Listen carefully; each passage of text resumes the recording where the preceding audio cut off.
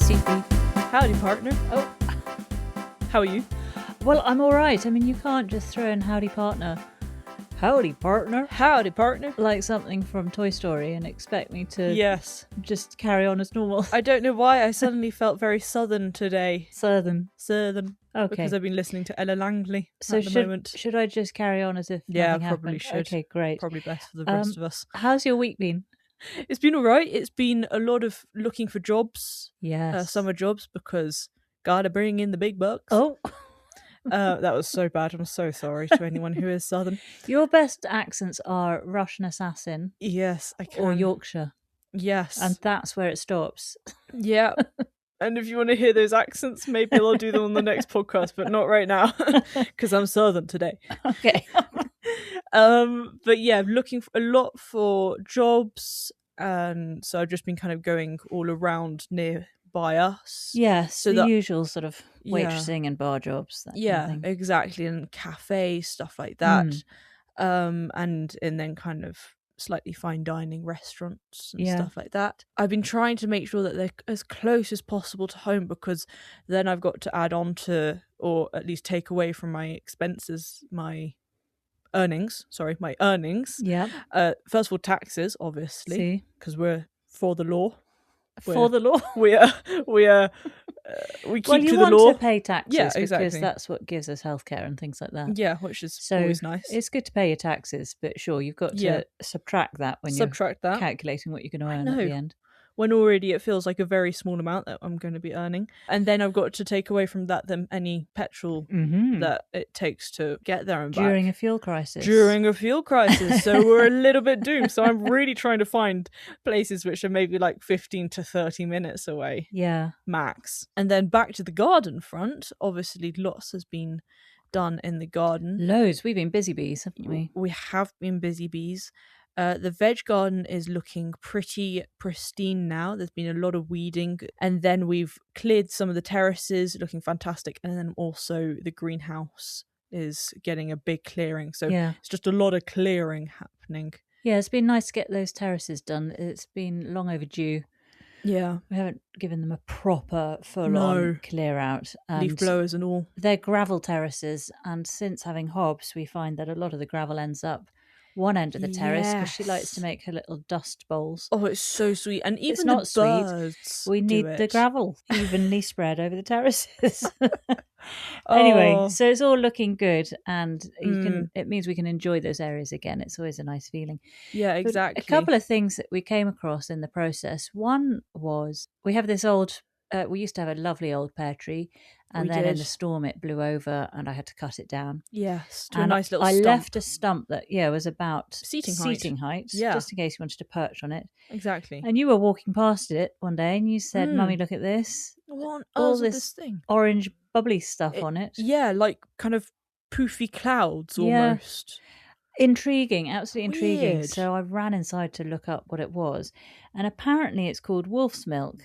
And it's a type of slime mold. Yes. And so it starts off this salmony, pinky, orangey colour. It's really cool. And it just That's- appears in one day. Like Yeah, it can be there You one think day that to the happened next. overnight, didn't it? Yeah, exactly. So you have this bubbly stuff, Mm. and then over time it slowly gets grey and grey and grey. And when it's really grey, if we had burst one of the little bubbles when it was pink, something like from when you used to make slime when you were younger, Yeah. something like that would have come out. It would have been quite a Should have done loose, that. fluid slime. Yeah. And then when it's really grey, dark grey, if you burst one of those bubbles, you'll get this really thick, almost like a paste. And that paste is all the Grim. spores.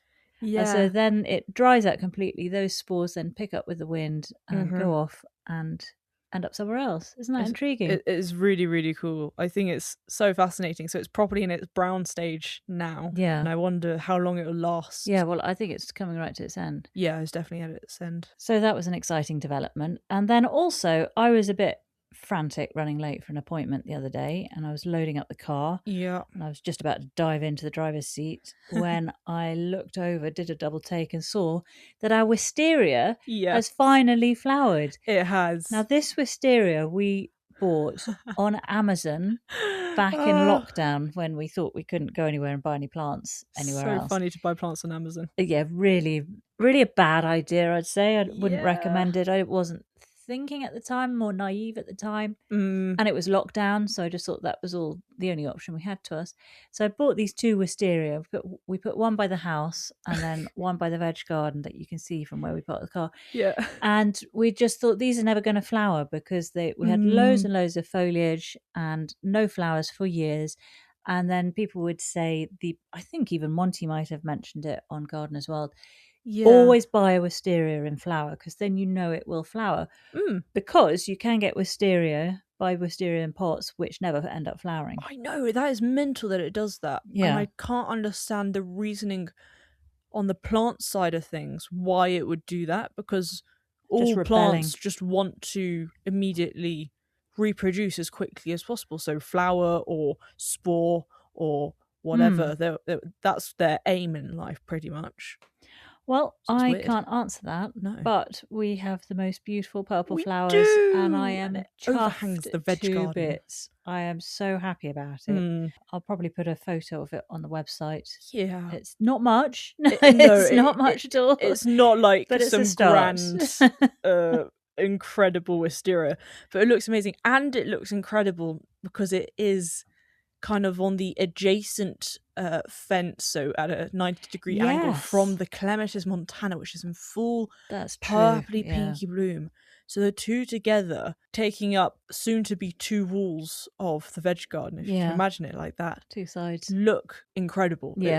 Already now you've got these beautiful kind of tassels of wisteria flowers and overhanging you slightly because it's quite high above on the hill. And it just looks incredible. A real thrill, that, wasn't it? So I really love it. Very, very happy to see. And then I did just want to ask the listeners if they have this problem in their garden.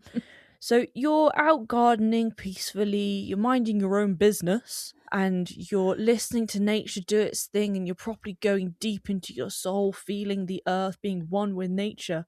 Next thing, you hear the most god almighty racket of what I call birds. What you call birds? And they are there and probably in the tree just next to me going, I'm going to sing my soul out.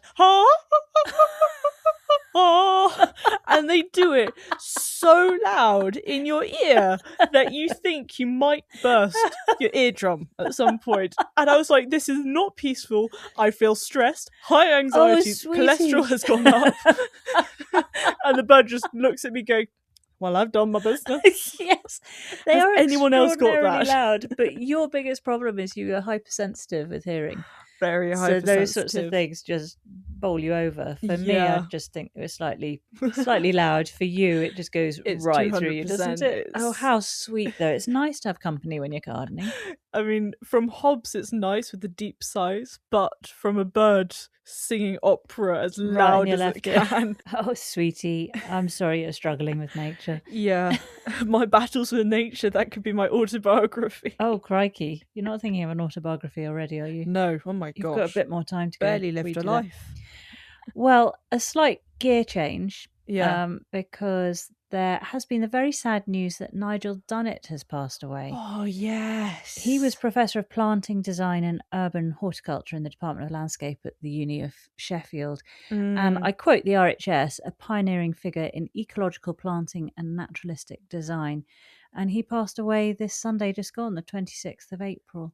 Yeah, and he was only like 63 I think like he was. Yeah. But I'd never met him, but I was completely bowled over by his work. I remember first seeing him, can you remember, on Gardener's World? It was back in 2023. Slope Garden, Arrett went over. Arrett went to visit, that's right. And it's in Sheffield, he has a very, very steep back garden. That's why I was paying so much attention at the time, because I remember we were tackling our hill. Yeah. And I just found him so inspiring, how he handled the topography of his garden and his general sort of philosophy, really. So then I started looking into his work, and that was it. I was just a complete fan. And then we spoke to Owen Heyman on Owen's Chit Chat. Yes, I remember that. Do you remember he works very closely with Nigel, and he described Nigel and James Hitchmo as the global rock stars of planting design. Do you remember that? Yes, I remember that. And so it really, when I heard the news, it knocked me for six, and I thought, gosh, you haven't even met him. Why do you feel something? Why is this really, really impacting you? Yeah. And then I saw a tribute on social media from somebody called Charlotte Howard, and she summed it up perfectly. She wrote, "For my non-horticultural followers who say who, this feels like when you lost David Bowie or Freddie Mercury. That level of shock. I think it will hit a lot of people in the gardening world in the same way." And that's what it is. I mean, you get upset when, David Bowie or any of your heroes the dies, big actors. and hearing about Nigel was it hit me like that, really. So very, very sad to hear about it, and of course our condolences go out to Nigel's wife Marta Oh my gosh, and of course, his family. Yes. And we wish them all well.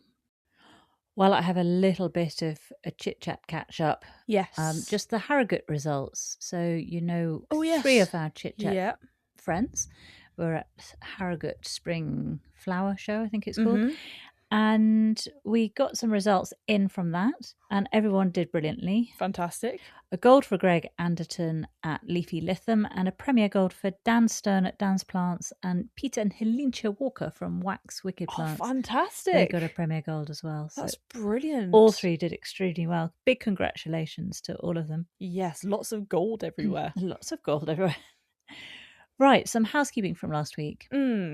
We were talking about rye plants, and you were saying about their root systems. Yes. And how they can stretch from the North Pole to the South Pole. Yeah, the amount of root hairs put end to end could practically stretch south to north. And I said I would try and find an image of grasses behind perspex on a wall, so you could see the root systems of those. Yeah. It was actually native grasses and plants, and it wasn't the real thing. It was just a huge life-size to scale photo on the wall. But it's still really intriguing. So I'll put a link to that website where you can see the photo, but you've got the plants at the top and then these long roots. And because it's life size, it's to scale, and it's on the wall raised up, you basically stand next to the roots. That's very cool. And they're obviously longer than you are as a human. Yeah, I hope so. An interesting photo. That's fantastic. Also, just a quick one. You talked about the Madagascan fossa or fusa last week. That mad animal. I hope not too many people have been freaked out by the video. Yeah, and you said they're a bit of a dog-cat-like animal. Yeah. Well, I learnt this week that hyenas are closer to cats than they are to dogs. Oh, interesting. Made me think of you and your fusa. Oh, that's very interesting. I would never have thought that. No, not at all. How peculiar. Well, Sweetie Pie, do you have some no-way news for this week? I do. So, I have chosen for maybe this week, next week, and maybe the week after to go down food, because the ice cream last week made me think there's a lot more to food than we think. And this no-way news is just tickles me. So, Caesar salad, a lovely dish that we all love to have with the croutons, the nice sauce. It's very simple, but it's nice. What is it? Chicken, lettuce, no, it's croutons, it's lettuce with then a kind of parmesan, olive oil, garlic, anchovy sauce. Oh, right. Top. Okay. That's kind of what it should be. Anyways, do you know where Caesar salad originates from? Thinking kind of Rome. Exactly. That's what everyone thinks it's from. It is from Tijuana in Mexico. You know the song by Manu Chao, "Welcome to Tijuana." Oh. Por el sexy marijuana. Probably shouldn't say that, but okay, that's the song. In Tijuana, because it first kind of was born in the 1920s at Hotel Caesar, owned by Caesar Cardini, who was an Italian immigrant. Right. And he wanted to make dinner for friends, but he didn't have much to hand. He just had some lettuce, some bits and pieces. And so he properly kind of tossed up this salad of what is the Caesar salad with the few bits that he had left in the pantry. And then there was born the Caesar salad. Right. So if you went to Italy, you wouldn't be able to order a Caesar salad. Well, I'm sure it would be there, yes. Do you think it's come over to Italy? It is it's well known From Mexico. for Tijuana, in Tijuana. Wow. How cool is that? Who'd have thunk it? I know. I really, really love it. And there's a fantastic link that I will be giving to you to put on our webpage where this blogger goes through all the elements of it very well, and it's so nice. All the ingredients in it. The ingredients, and is then parmesan in it? Yes. Yeah, sorry, parmesan cheese is one of the main ingredients in it. Anyways, I thought it was a great little bio on it. I fancy a Caesar salad now. I do. I always thought it had chicken in it, but that must just be a thing added on. Possibly.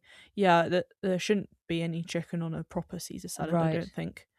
And then my second little no way news, because this was no way. Do you know why a pound cake is called a pound cake? Is it to do with it weighing a pound? Well, that's what it's said to be, but it isn't. A pound cake actually roughly weighs about half a kilo. Right. About. What's that in poundage? I have no idea, but what is a pound is how it is made. So, traditionally, when it was first created, the pound cake was made with a pound of butter, a pound of eggs, a pound of flour, and a pound of sugar. Right. Found it in my notes. Okay. So you have a pound of all four ingredients. I and see. That's how you make the pound cake. Okay. So it's not because of its global weight. It's just because of a pound of each ingredient. Of each ingredient. Wow. Well, whilst you were going through the recipe then, I looked up how much half a kilo is in pounds, and it's 1.1 pounds. Okay. So it's not far off being a pound. It's not far off. After you've put in about, 6 pounds of ingredients? I know. Where do they all go? Where do they go? That's chemistry. On my hips. Yeah, on my hips. That's where they end up. And the butt.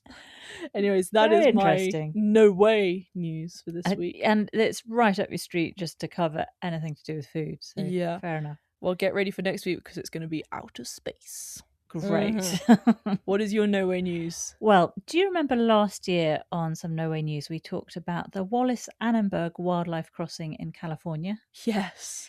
And that was described as a $92 million project and the world's largest wildlife crossing spanning 10 lanes of the 101 freeway. Yes, I remember that. Well, near Cobham in Surrey, we have Cockroach Bridge spanning the A3.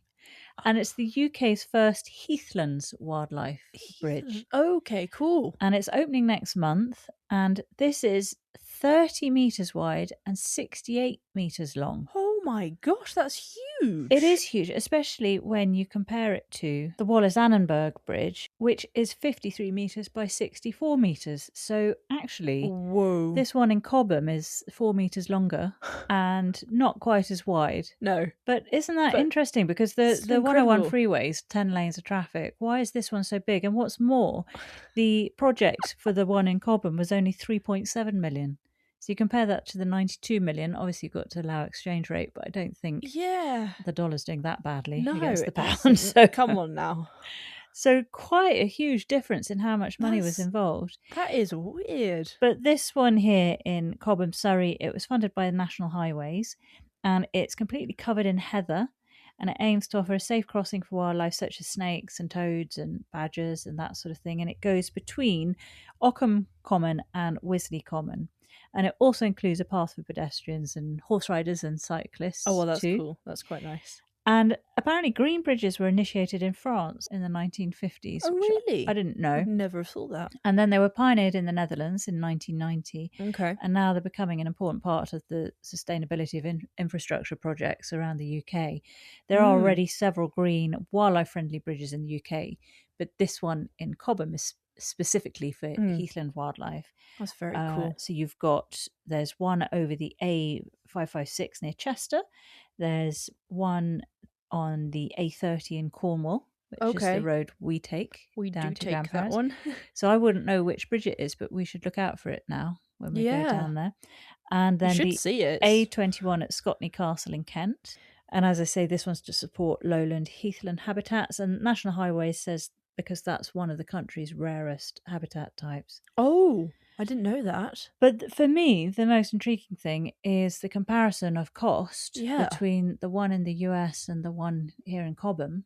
Where did that money also, go? why has the Cobham one needed to be so long. Yeah. Because it's not going over 10 lanes. No, it's gonna be a bridge like shooting so far over. They're like, oh, where are Do you trying to go? Do you think they just missed where they were meant to stop?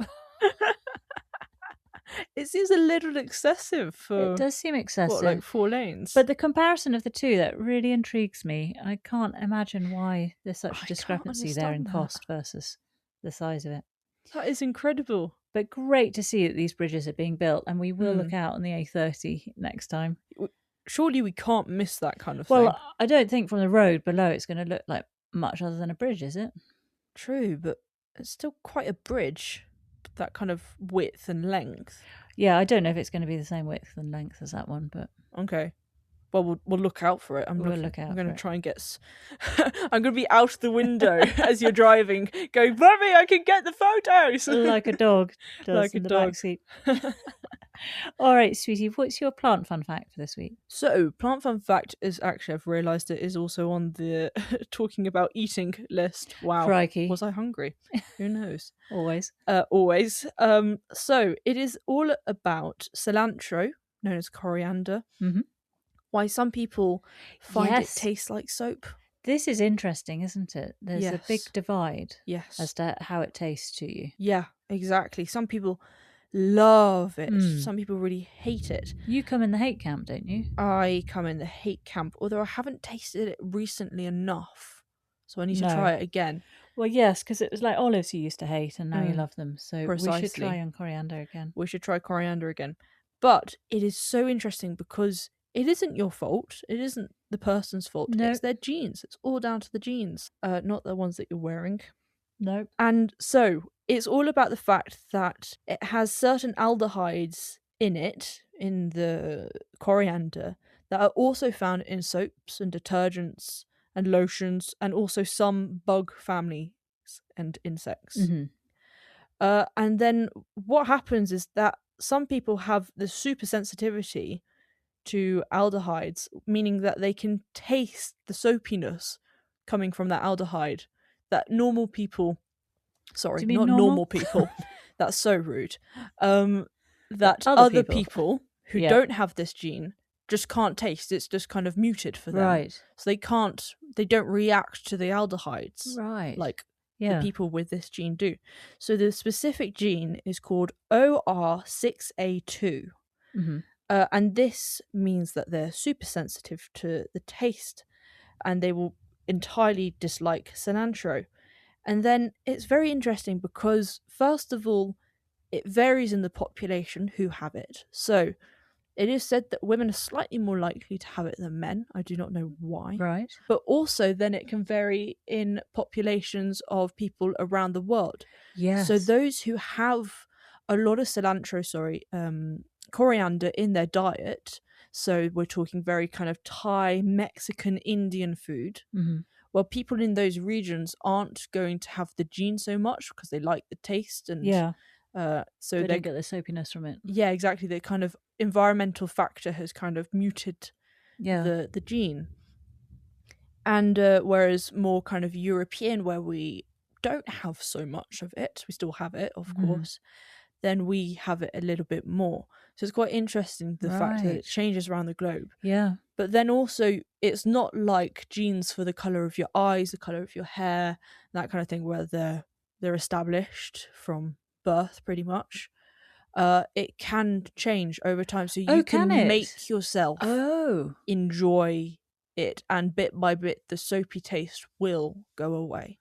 Gosh. Which is quite cool. So it's you have to eat it a little bit more regularly, eat it when you're having a good time. You've got to kind of wean yourself onto it. You've got to have that positive impression, a bit like with any drug. You want to have the positive kind of outcome of it. So you want to feel happy when you're having it, and therefore you're going to keep on having it, and then bit by bit it will just kind of, your brain changes and you start liking it, and then the soapy taste goes. Right. So it's very cool. That is intriguing. I didn't know that you could change. Yeah, how change. It tasted to you. And it makes me wonder if there's a gene for that, a coriander gene. Yeah. What other genes are there for other tastes? And, you know, so when... Said it's the same kind of thing with Brussels sprouts. There's a Okay. certain chemical in Brussels sprouts I remember seeing, which makes certain people not like them. So I'm like, yep, that's me. That explains it. And is it the same gene as the coriander one, or is it I don't a think so, separate no. thing? I think it's a separate one. How intriguing. But it does make you wonder, doesn't it, with all foods? Yeah. So really, yeah, so You're very perplexed I by am it. now, and it's got me thinking about foods and flavours and chefs banging on about one thing. Yeah. And how you must have something like this, and Yeah. or how you might poo-poo someone who prefers a steak well done versus a rare steak. Very true. I don't know, but yeah. So should we just basically, moral of the story is live and let live when it comes to what you eat, and don't judge others and what they choose to eat and don't choose to eat. Exactly.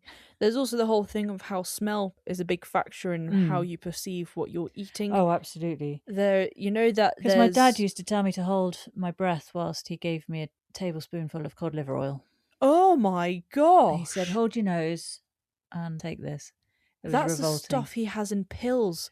Oh my gosh. It's better in a capsule than it is just a tablespoon of it. Yeah, and he always does the most almighty kind of knock back of his head to get it down. Yeah, gives himself whiplash. Yeah, exactly. And I remember when I was younger, I asked him if I could have one of them. And he was like, yeah, of course you can. Oh no, did you suck it? And I bit down on it, and it was What awful. I was like, he thinking? What have you done? And I think he just chuckled. That's mad. I think I just made his morning. But yeah, you know that there are those bottles, the air up bottles.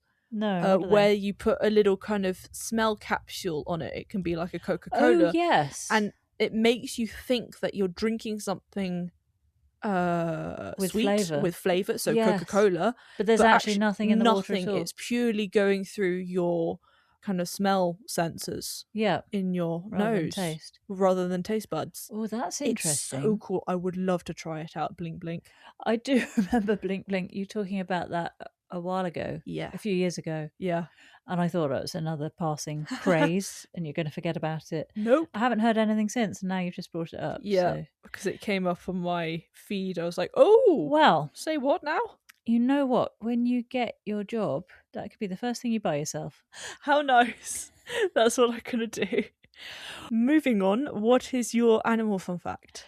Well, you have continued to make a plea to our listeners for somebody to write in with some fun facts. I have, and I'm still making that plea, people. Well, plea no longer, Sweet Pea, because one of our lovely listeners took heed. Yes. And has sent some fun facts. Thank you. Thank you so much. That's so nice of you. Julie.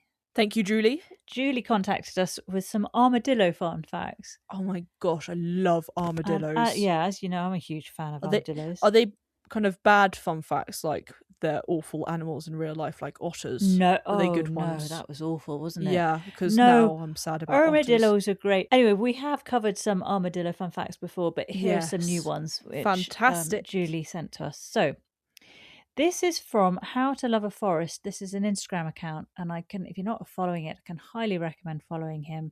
He's absolutely delightful. I wouldn't have come across him if Julie hadn't mentioned it.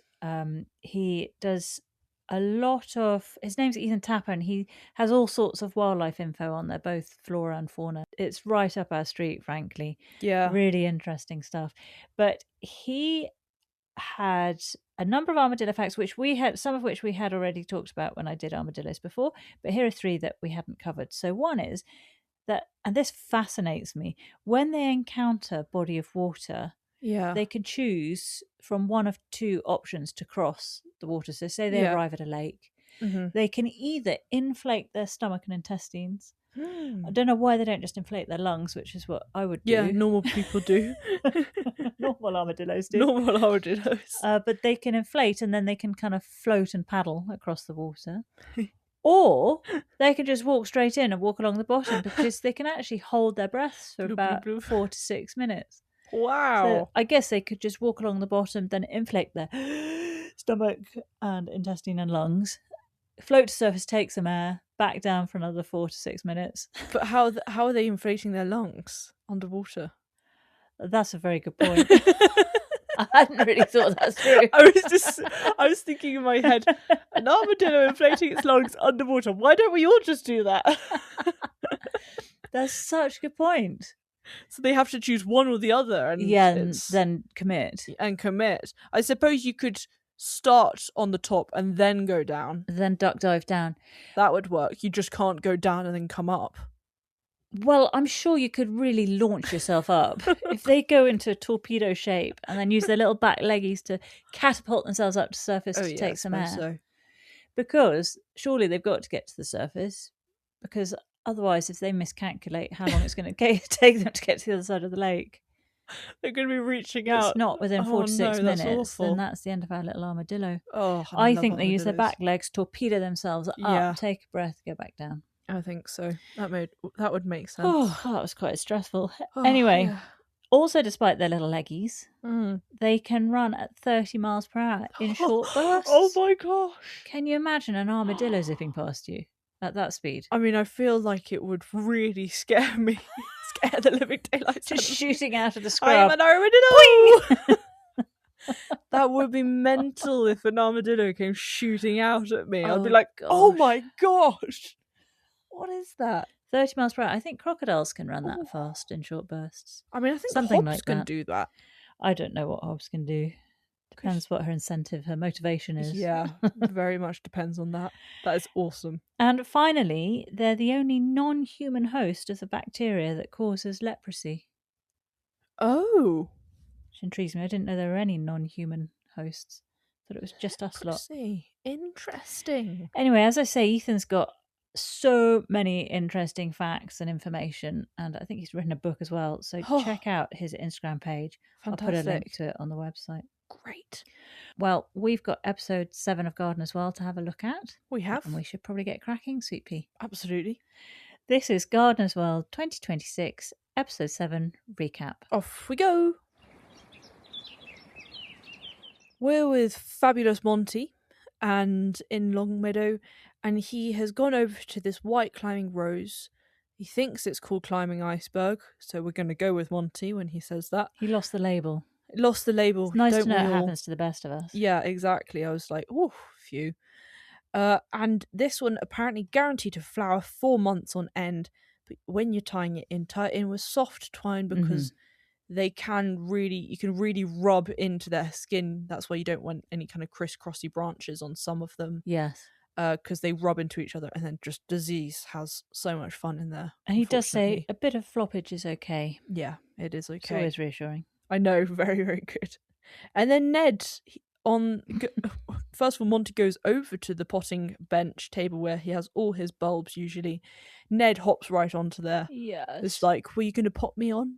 So sweet. It's utterly adorable. It's like Hobbs when she just comes into the greenhouse and it's just like, hi, it's me. But Monty is doing some summer bulbs. So he said you can do gladioli, dahlias, cosmia, and lilies now. And lilies are the ones that he was going to do. He's doing the Lilium Claude Shride, the Martigan lily. Yeah, and they love pots, apparently. They do. And they need really good drainage, but they want loose and fluffy soil. So it's the leaf mold that will do that. And obviously lots of gritty compost in there as well. And then I didn't know was that the bulb had those beautiful armadillo scales on them. So it works perfectly with the theme of this week. It does. And those lilies are ultimately destined for the Paradise Garden, aren't they? Of course, they're very Paradise Garden-esque. And then we have Jamie Butterworth, and he's visiting Beth Chatto's garden near Colchester. Yeah. Specifically, we've been there a few times, I think, in Garden as well, but specifically to celebrate what he calls an underappreciated plant, the Euphorbia. And it is very, very true. One can walk past a Euphorbia quite easily compared to a dahlia, for example. Yeah, they're not as in your face, are they? But they're stunning. They need to be in your garden, frankly, because not only do they help with pests for other plants, as we find out, but also they add a very, very good backdrop to all your flowers, which will just make them burst into colour even more. Well, there are over 1.5 thousand species of them. Yep. Just had no idea about that. Nope. There's the Euphorbia Coriander subspecies Wolfenii. Yep. Which is a very drought-tolerant plant. Yes. And then Jamie explains a bit about how the flowers are hidden inside those bracts. Yeah, they're very small little flowers. Tiny little flowers, Almost can't see them. So striking, those colours. I love the lime green. Yeah, it's the bracts that give that lime green cup. What I really enjoy is purple next to lime green, and we've seen that a few times. I think, in fact, talking about Owen Heyman earlier, when we saw him on Gardener's World, he showed some lime green next to purple. Yes. I seem to recall. And we got it a bit when we had our pom-pom viburnum next to our purple ceanosis. Oh my gosh. But before the pom-poms become white, they go through a lime green phase. They do, and it's so pretty. It's a really pretty combination, isn't it? It's gorgeous. And actually, the man in town for the lime green, the purple, and the orange is Nick Bailey as well in his new garden. He went to town with that. The man in town. The man in town. I haven't heard that saying before. It's a new sweet pea saying. Right, we also had Euphorbia cross pasturii. Yes, and this comes from the two parent plants, which are Euphorbia mellifera, well-known one, and Euphorbia stygiana. Mm-hmm. And they smell of honey. Yes, they do. And this is quite an incredible thing to have, because don't just go around smelling euphobias, because they don't all smell. Some don't at all. You can try smelling them, though, and see what happens. I'm sure you can. But yeah, this one is next level because it smells of honey. So the scent in the garden is going to be incredible. Yeah. And then in a shady nook, he looks at another euphorbia. Yeah, the Euphorbia griffithii fire glow. Mm-hmm. Wow! With those vibrant orange flowers. Orange flowers, and then a kind of burnt green almost around the edge towards then a slightly darker green in the rest of the foliage. This is what's incredible about this family of plants, because they are so diverse. Yeah. So like I wouldn't put them in the same family, seeing those two plants next to each other. Exactly. And then the fact that this one needs moist but well-drained soil compared to the other ones, which are completely drought tolerant. So you're going to two ends of the spectrum on that front. Exactly. And then did you see what he said was next to the stem of the euphorbia? Yeah, it was the epimedium, or also known as barrenwort. I do want to say, if you are subscribed to our website, you'll be getting the plant list at the end of each of our podcasts. A good point, Sweet Pea. We will be giving the plant lists. Yeah. But you need to be a subscriber, because we won't kind of clutter the main page with that. So exactly, if you're a subscriber, you'll get that link in an email. So you'll be getting all these names written down correctly. Yeah. I have spell checked them. And then we meet Emily Allard, and she is talking about the best time to collect the seeds of euphorbias. She says it's May, June time. You put the mop heads in a box with paper on top, because they will ping everywhere. Yes, apparently like popcorn. I was like, oh, la la. Yes, please. And then you can collect the seeds at the bottom, and then she sows them over the soil, then a layer of 6 millimeters of gravel. And she shows some that have germinated that she sowed in January. Next, we meet Rob Byford, and he's responsible for the biological control in the garden. Yes. He says how euphorbias are valuable for insects because the various species create a broad flowering season. Yeah, very, very long. It's fantastic. And then also he said that the way they flower is inflorescence. A cyathium inflorescence, which I hadn't heard of before. And apparently is specific to euphorbias. Yes, exactly. I looked up what cyathium was, and it's one of the specialised pseudanthia false flowers forming the inflorescence of plants in the genus Euphorbia. Oh, okay, very interesting. And Rob explains that they have a part that secretes the nectar, the anthers with the pollen, so it's perfect for nectar feeders and for pollen feeders. It basically has it all. Yeah, exactly. And interesting what you said earlier, Sweetie, about them being a nice backdrop, because the final point that Jamie makes, he says he thinks we should stop having them as background plants and put them centre stage. So you listened to that whole segment and still decided that they were good as a backdrop plant. Because they are good. They are fantastic as a backdrop. And sure, you can look at them as a front ground. Oh my gosh. Foreground. If you can hear a lot of rumbling, this time it's not Hobbs. We do have a thunderstorm overhead, so it's pretty frantic right now outside. If that was Hobbs, I'd be freaking out. Has she become a Tyrannosaurus Rex or something? Well, at the beginning, did you see when he was talking about all the different types of euphorbias, how they're very diverse. Mm. There was a shot of what looked like a cactus. Yes. But when they were talking about euphorbias. Yeah. And I hoped we'd hear more about that particular one, I but there know. was nada. Anyway, I looked that one up, and that particular one I think is the Euphorbia fimbriata. Oh. And I'll put a link to this because it's extraordinary. It's a succulent cactus, succulent euphorbia that looks exactly like a cactus. And this is a dwarf succulent shrublet featuring upright, deeply ribbed grey-green to reddish stems up to 30 to 100 centimetres tall, which branch from the base. It blooms in winter with small solitary yellow-green to purple cyathea, and it's ideal for succulent collections. It requires bright lights, well-drained soil, and infrequent watering. And there are a number of other very, very, very cactus-looking euphorbias to the untrained eye, i.e. my eyes. I would have no idea that they were not cacti. There's a Euphorbia ingens, there's a Euphorbia eritrea, and Euphorbia trigona. They all look like that classic cactus with the sort of spires you see in the middle of a desert. Yeah, basically. I have seen this before, and I still would never. I don't think I'll ever be able to say, "Oh yeah, that's a euphorbia, mate." Actually, instead of a cactus. Maybe we need to see it in the flesh. Perhaps it looks very different up close. Maybe. Don't get too close.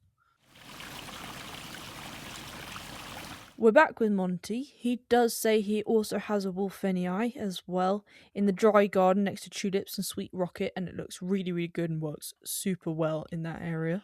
But aside from that, did you see all Monty's potted tulips? They were looking sensational, weren't they? They were stunning.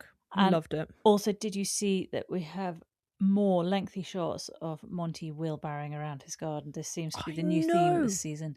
Series I'm so jealous. Monty wheelbarrowing. Just lots and lots of scenes of him. Yeah, just panning from stage left to stage right at great speeds if you put it on ×2 speed. Anyway, he's putting a Forbes into his woodland area. Yeah, so this is the Euphorbia amygdaloides variety Robbii. Mm-hmm. And it can be great ground cover as well as kind of shooting up the beautiful inflorescence. And it thrives, doesn't it, in dry shade? It does, because it is so dry and shady because of the wild cherry gean. Its roots take up all the moisture in that area and obviously shades everything out as well. And one of the most important things I think that Monty mentions about the euphorbia is that they have that milky sap which can burn. Yes. So be careful of that. And then Monty did say something that rang a bell with me, was that he does not like to wear gloves when gardening unless it's a really thorny thing. I completely understand. Yeah.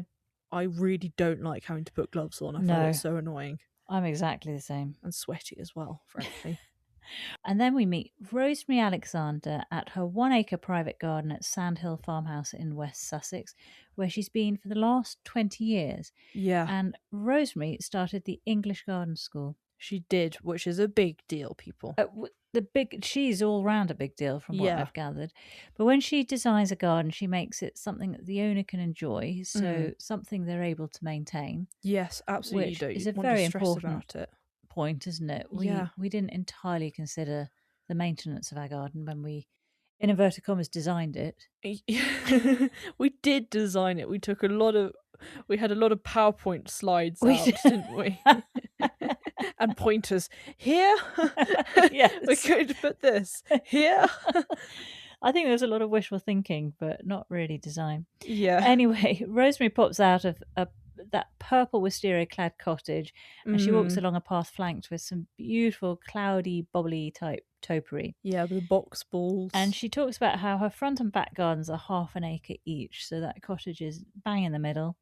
Yes. And those box balls are to give some structure along a wide gravel path.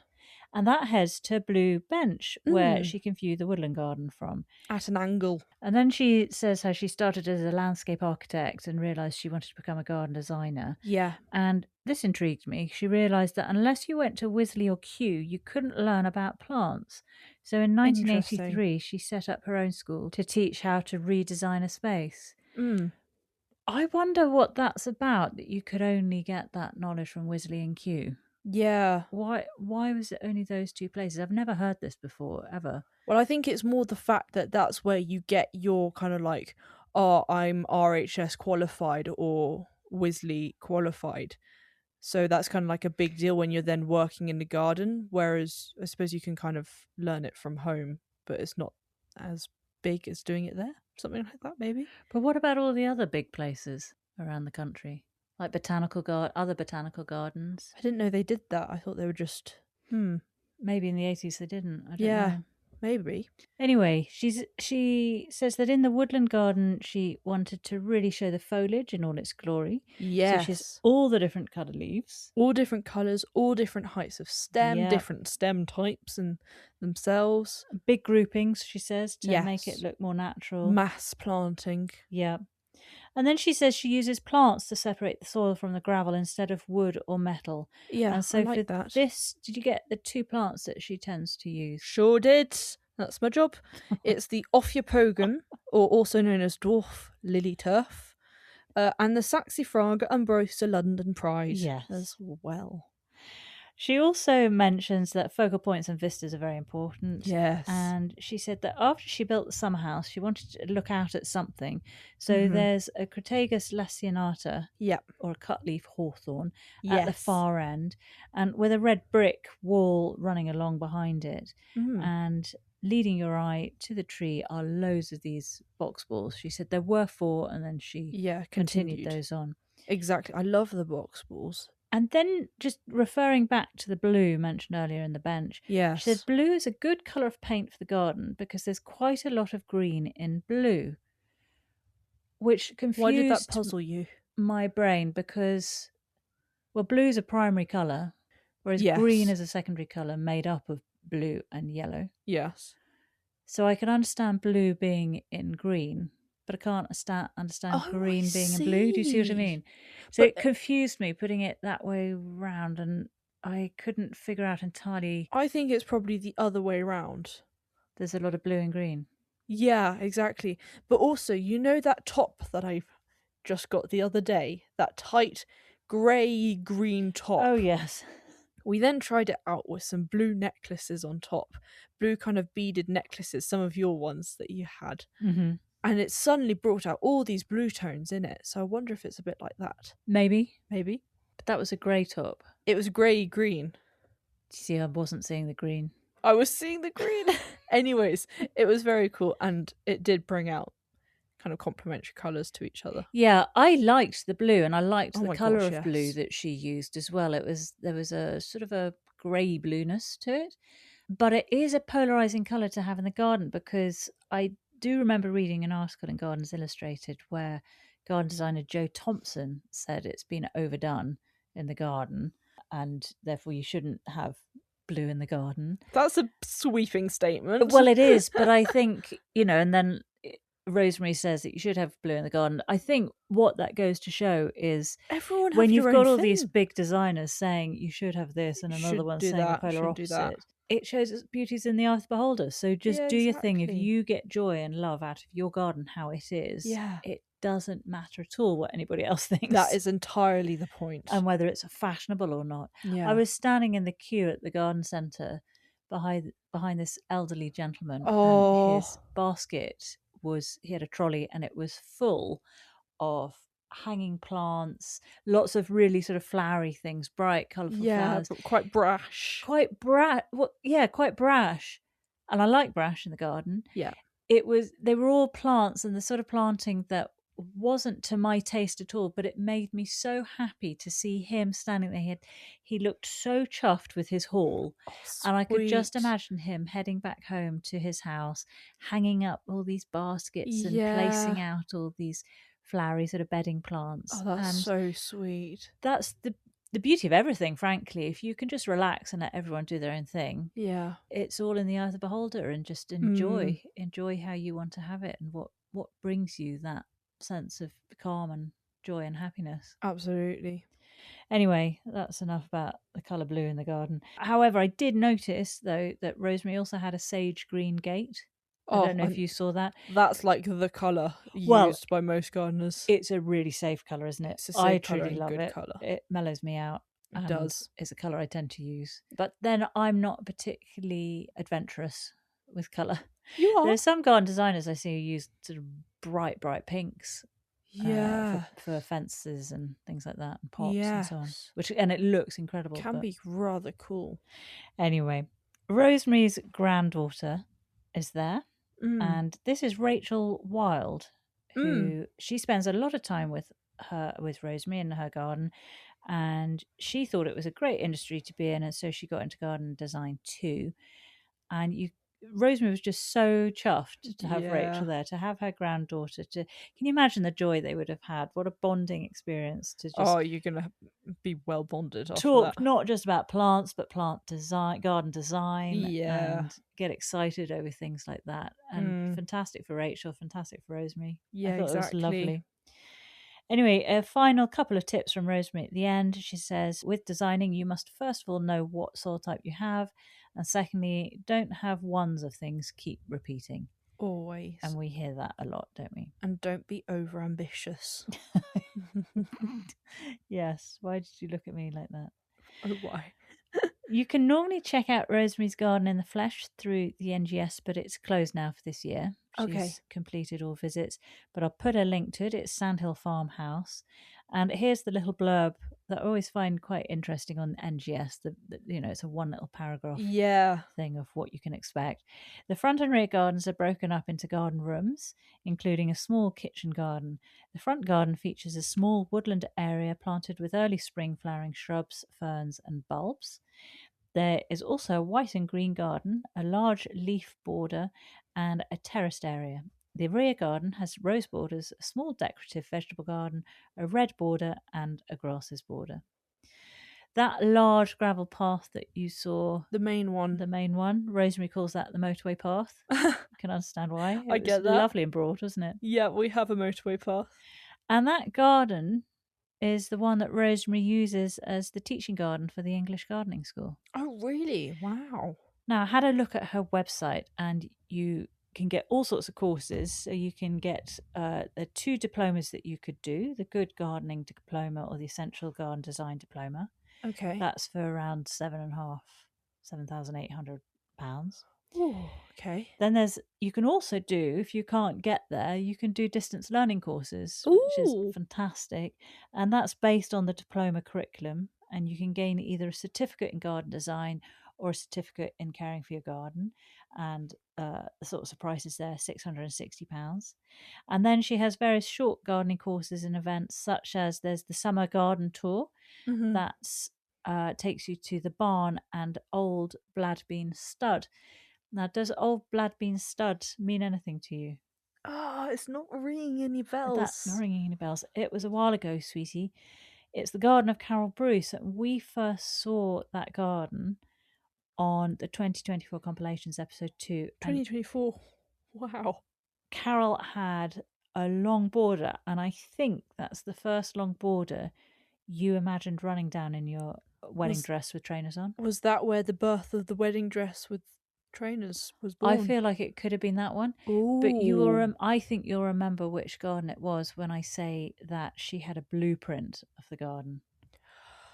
Oh, this rings a bell. And she was very sort of straight down the line about everything. She described it as an exercise in discipline and precision. Yes, and very she military was about, style. On those borders, mirroring exactly. Yeah, perfectly. And when we looked at her website, she also had this amazing jewellery, natural jewellery. Yes! And we tried to get her on a chit-chat, and she said, I'm just completely rubbish with tech. I have no idea how to do it.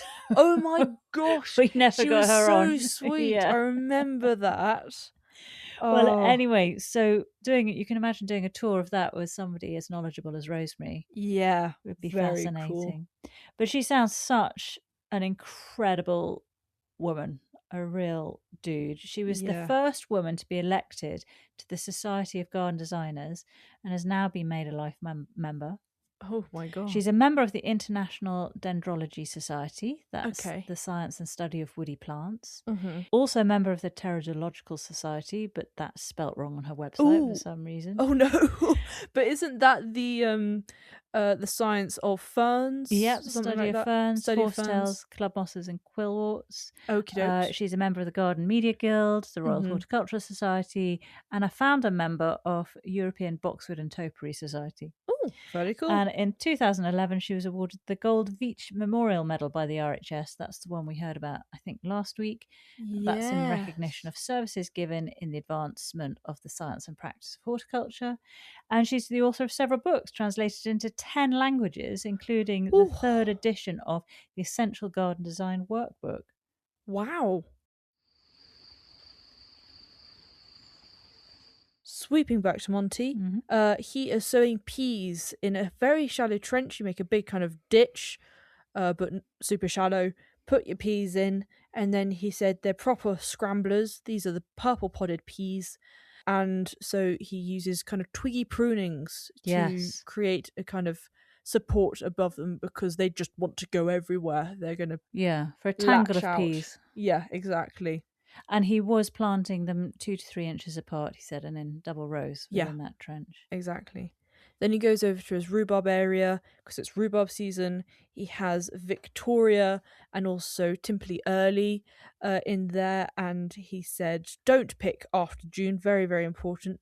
You can force it, so he uses those kind of proper terracotta forces, makes it sweeter. There's less foliage, which is the poisonous part. Do not eat the foliage. It does make me think, why did we ever think to keep trying with rhubarb if the foliage was poisonous? You know, it's one of those things where how did we ever figure out that rhubarb was something to eat? I see what you mean, yeah. Yeah. Well, if the foliage is obviously poisonous. You get your courtiers to eat them, and those who eat the leaves and die, you then know, I won't eat the leaves. Exactly. He just ate the stem. He's still alive. Must be right. Must be fine. Anyways, you want to, don't cut it, because then you can allow pests and diseases to get into it, and then it can all die. So you pull, and then you can just kind of cut away the kind of fleshy bit from the base. And then we go to Sue Kent in Swansea. We do. This is at her garden. And we get really an update of all the things that are happening. It's quite nice to catch up with Sue and see where things have got to since the last time she was on. Exactly. So we have her damson plum. That's flowering. And we see all those walnuts that she planted. And not much has happened yet, but the one she put in the fridge to germinate, it's got a little shoot. So that's going into pot. Exactly. And that's that lovely story she's given about how this walnut basically has been passed down. Yeah, it's the walnut through the generations, isn't it? Exactly. Very, very cool. And she's using crushed cockle shells, which will give some slow release calcium, and it'll give a more alkaline soil as well, which walnuts apparently love. Exactly. Then also this sounds fantastic to me, because I've kept saying, how can I use my mountain of pistachio shells in the garden? Because I was so sure there could be a use for them. Yes. Turns out Sue is a woman after my own heart. She loves pistachios as well. And she says she uses crushed pistachio shells, which will add nutrients and also deter slugs. And it's a little mini mulch for a small pot too. And it looks really, really cute as well, and smells good as well. So I'm very happy to find a use for my mountain of them. It's brilliant. She also enjoys her Spirea bridal wreath. Arguta. And that's the one that we've got all over the garden. We have. Bridal wreath is, I would describe it as a bridal bouquet. Yeah. Like Lady Di, when she got married in the royal wedding, she had this bridal bouquet that just flowed down in front of her. Oh, lovely. And don't you think that's what our Spirea looked like on the hill? It just sort of hangs down beautifully. Sue then grabs an echium. Yep, Pininana. Mm-hmm. And she's been keeping that in the greenhouse. She explains how it's originally from the Canary Islands. Yeah, tender. So quite tender, and she's popping it in the ground. Your granddad, of course, has some mad ones at their place in Cornwall, because they don't get the frost. So they're like triffids, aren't they? They're huge. I remember last time when I went there, I mean, it was almost, 20 meters tall. Yeah, just a ridiculous height. It was Jurassic. It was so yes, cool. Very Jurassic. But I loved how she said that she has positioned hers where she can see it, when she's lying in her bath in the bathroom. Yeah, that's very, very nice. And it has lots of pretty blue flowers on it all over. I seem to remember your granddad saying that it self-seeds really prolifically. Yeah, he has loads constantly coming up in the gravel. Constantly in the gravel. Around. Yeah, it loves the gravel, doesn't it? Yeah, it goes for it. And then at the end, Sue is snipping some mint, some lettuce, beetroot leaves, and parsley, landcress. Yep. And there's some leaves. Then also some leaves from twisted leaf garlic and sorrel. Yep. Both of which are perennial. And then some nasturtiums, which she left in the greenhouse, and they've survived as well. Lucky her. Lucky. And then she's having some primrose flowers, and she makes this beautiful salad. Yeah. And at the end, she says, "Nothing gives me more pleasure than eating from my garden," which and I know that relate feeling to more. Yes. Back to Monts, and he is taking off the lemons off his lemon tree. Not all of them, just the ones that are really making the branches kind of bend over. How many did he have? And how big were they? They were huge. So many lemons. I was really, really quite jealous of those lemons. Yeah. Especially since I think I killed our lemon tree. It's not that dead. It's a little bit dead. That's going to be our saying. Death is quite binary, I think. But I think it's dead. I left it in the greenhouse and I forgot to water it. Basically, is what happened. So. Yeah, and there was a frost at the same time, a pretty harsh one in the greenhouse. It had a tough time. Yeah. But anyway, Monty's needs to be repotted. Yes. Exactly. So you clean off the spent compost so you can really get down to the roots. Doesn't matter if you slightly damage them, don't worry about that. Then he's putting sieve garden compost, leaf mold, and grit all together, just for that great free draining fluffy mixture. And then he feeds that and waters that once a week. And he says you should do this every couple of years, really, and we've never done it, so I think this is the year we should probably repot. It's not, we haven't got lemon left anymore, but maybe we try and repot it, see if anything happens. But the other one's like a satsuma tree or a tangerine tree or something. Yeah, one of those. Another citrusy thing. So we should do that one. We should. He's not potting it up as such, was he? He's putting it back in the same pot, but just fresh soil. Yeah, precisely. Then we go to Andrew Mills, and he is prepping for Chelsea. He is already. He has been the manager for the last 20 years at Burncoose Nurseries in Gwennap, Redruth, down in Cornwall. Yep. And he is showing us his anemone collection. And weren't these spectacular? You've always loved anemones anyway, haven't you? I've always found them so pure and just gorgeous. There's something, you could just look at them and they're so intricate, but not too intricate that they kind of make your mind go weird. They're also a bit like a child's drawing of a flower. They think are. They're just so huge centers. Yeah. Bulging slightly, then with just these big voluptuous petals. Yeah, they're quite incredible. And we did see some really huge ones. I haven't seen any with this big a flower before. Well, I will go through the different ones that he talks about. So we start off with the anemone decane. This is spelled C-A-E-N. Of course, you'll be getting these names if you're a subscriber. But this is the first one that was kind of grown by many, many farmers. And that's where the big kind of like, whoa, yes, these are cool plants came from. And he said they're originally from the Med, so they're good in Cornwall because they don't tend to get frost down there. Precisely. And then he talks about the 5 main types of anemone. So start off with the Jerusalem one. This is a very good cut flower and mainly in red tones you're going to find it. And hardy outside as well. And hardy outside, exactly.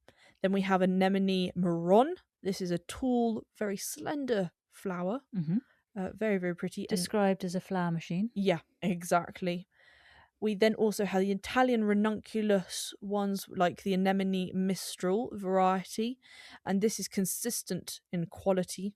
Fantastic. So if you're wanting it in a cut flower bouquet, that will be there. Yeah.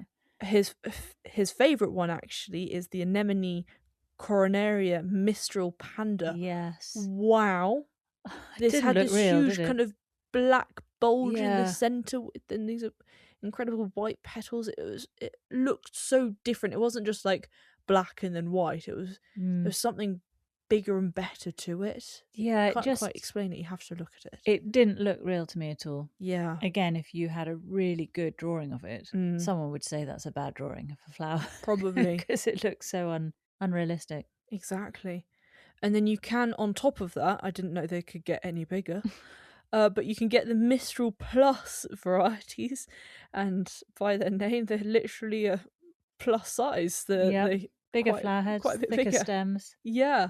And then finally we have the Anemone Levante Double that has a shorter stem but has great roughly double flowers if you're wanting double the flower power. An elegant flower. Exactly. Andrew then explains that historically they're planted in July in Cornwall, then it flowers in October, November and December.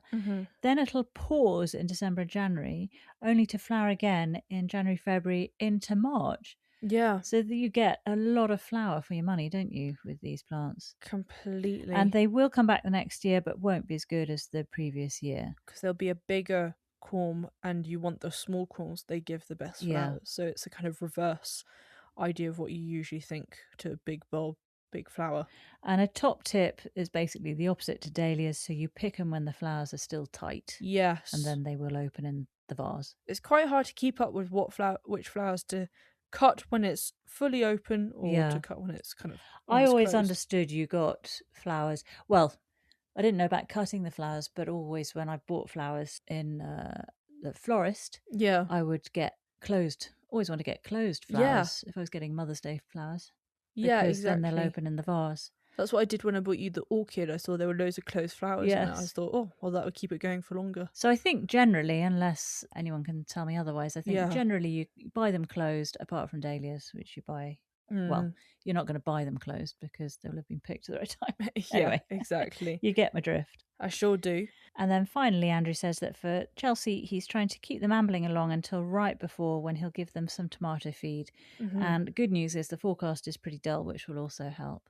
Yes. And apparently Andrew doesn't do nerves. Doesn't do nerves, apart from on the day. Yeah. They might get Probably a little touch of butterflies. Well, Andrew Mills and Burncoose Nurseries won a silver gilt medal at Chelsea last year.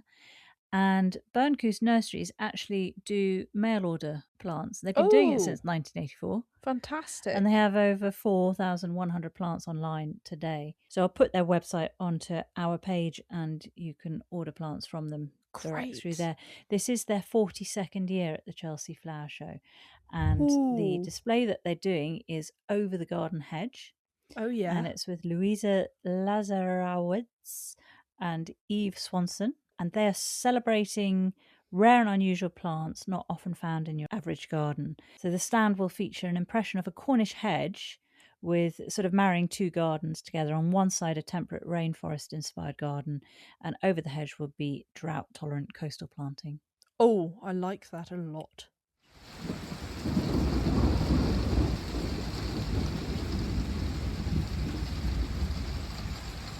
Finally, we're back with Monty, and there's a lovely shot of the cows at Monty's back gate. Yes. What a great view to have. Someone for Ned to talk to. Yeah. And isn't Monty's orchard looking incredible? Those tulips, all from previous pots, are absolutely stunning. Yep, just scattered at random, and then they can come up at random, frankly, at that point. It's my favourite way to see tulips is naturalised like that. It is really, really good. And then the last little job that Monty's doing is just potting up his Gardener's Delight tomatoes. And he's doing the good old method of putting the pot into a only slightly bigger pot. You don't want more than an inch around it. And then you just put the pot in the pot. Fill it up with compost. It's so hard to explain. Do you know what? I was trying to write it down really easily, and then I thought, let Sweet Pea explain. Yeah. You're having the same problem as me. It's literally, you have the plant which is still in its pot, you get the other pot, you fill it with compost, you put the pot in the other pot, you fill up around the edge with compost, you then take out the pot, take the plant out of its original pot. I'd love someone to count how many times I said pot and put it into the bigger pot. I am so sorry. Monty did a fantastic job and I've just completely ballsed this up. I think this is where you need Gardener's World and the visual aid of Monty doing it rather than us two trying to explain it through audio. So in the end, it's zero stress for the roots, but a lot of stress for Sweet Pea explaining it. So essentially what we're trying to say is go watch the programme. Watch the programme. That went so badly. Anyway, jobs for the weekend. Yes. Free up pots, sow courgettes and deadhead daffodils. Did the second one. And then finally, Monty's at his foxglove tree, the Paulonia. Yep. And he's sawing off absolutely everything. Yeah, like he's Just really the whole lot. like it looks like a dead Just stick. a stick in the ground. But apparently it will sprout and It will. It'll all look great. Yes, exactly. Sweetie Pie, your favourite plant? Oh, I found this one really, really hard, but I did in the end go for the Euphorbia griffithii Fire Glow because the orange was incredible. I thought you were going to go for the panda. I was. anemone. That's the one I was kind of tossing it up, but Right. orange is my thing, so have to go with orange. Well, I liked would you call it the bog standard Euphorbia? The Wolfenii that Monty had. And I think the yes. first one that Jamie looked at. I do just love lime green. Yes. Very, very much so. Very, very nice. And your top takeaway? Was just about having box balls everywhere. I like the cloudiness of topiary when it's not kind of harsh edges. Yes. I find it adds like the so rounded much vibe. to a garden. Yeah. It's lovely. What was yours? Mine is the cactus Euphorbias. Oh, I just can't believe that they exist. Yeah, that's a very, very good point. Right, next time on Gardener's World, it is episode 8 and it's on the 1st of May, but it's on BBC 4. I think it's because there's some snooker championships going on. A snooker? On BBC 2. So check out BBC 4. What's going on with all the snooker championships? Stop dissing sport, all right? Sport is good. It is. Monty is busy this week as the garden bursts into colour. Woody herbs such as thyme and sage don't thrive in his clay soil, so he's sowing seeds to ensure a steady supply. He's planting grasses in the new woodland garden and creating a colourful... Okay, Hobbs. Pot for shade. And there's advice on what to do with this year's daffodil bulbs. Carol Klein proves that small can be both beautiful and delicious, creating a modest border devoted to vegetables and weaving it together with flowers to provide year-round colour. And Adderley Richmond heads to Fife to uncover the story of the first pink-cupped daffodil, bred in the early 1900s and still growing today thanks to 2 passionate plantswomen. Ooh. There's a visit to a specialist nursery in Somerset. With help from the Royal Botanic Gardens Kew, they are preparing to exhibit trees fit for a changing climate at the RHS Chelsea Flower Show. And it's all aboard a houseboat that's jam-packed with plants. Oh, that would be fun. Looking forward to the houseboat. Yeah, I love the houseboats because you can do so much with them. Yeah, quite fun. We've seen a houseboat before in Gardener's World, I think. I feel like with somebody called Poppy. Just how on earth did you remember the name? Well, because we had a cat called Poppy. But you can't remember what you did yesterday, 5 minutes ago. 5 minutes ago. I know you're on the podcast, but I think I was on a podcast. Pretty sure. Yeah, I'm sure somebody called Poppy. Wow. Because we had Pops at the time. We did. When we watched it. Anyway, if you would like to get in touch, please do so. You can do that through our website, and our website, Sweet Pea, is notjustagarden.co.uk. And if you go over to the contacts page, you can contact us there. Yeah, with any fun facts. People, come on. Absolutely. Even about food. Very interested. About food. This isn't a cookery podcast, Sweet Pea. It isn't, but it is. But if you've got any feedback or any questions or any comments, then please do get in touch. Exactly. You can also contact us through our email, which is notjustagarden@outlook.com. Notjustagarden@outlook.com. That's it. And as always, we'll be putting all these links onto our website. If you head over to the, it says podcast at the top menu, go to recaps, it'll be the latest one. And it'll take you to a dedicated page with all the links. Then if you do subscribe, which you can do through the website, then you will receive some extra sort of subscriber bits and pieces. So please do as well as deals going on. Well, we have a grumbly dog who I think needs to go out for a pee, so pretty sure she does. That. And we'll see you next week. We sure will. Thank you for listening. Bye, Sweet Pea. Bye, Mummy Bear.